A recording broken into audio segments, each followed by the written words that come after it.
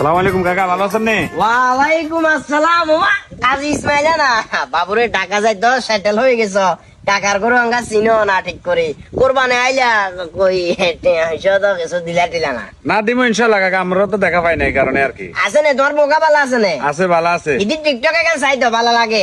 এ কাকা এই যন্ত্রণায় বলে দিতেছি, মানে সামনে তো কমাল আর টাকা মনে গরম বেশি গাত তো উন্না টন্না থাই না দেই এগুলা বুঝাই এলাকার ভিতরে নাইলে একটা একটা না কোনো এক সময় না কোনো এক সময় তো তুই গ্রামে ঢুকতে হইব, তখন গ্রামের মানুষের সিসি করে কাটবো কি কইছি বুঝজানে কোন ইয়া তোমার বনুত না না ইয়ার হুদবর টাকা।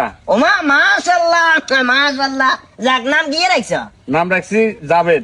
চিনে নে আন্ডারে চিনে নে আস্তে আস্তে বলি যাবো ব্যাগ। দাদারে চিনো নে?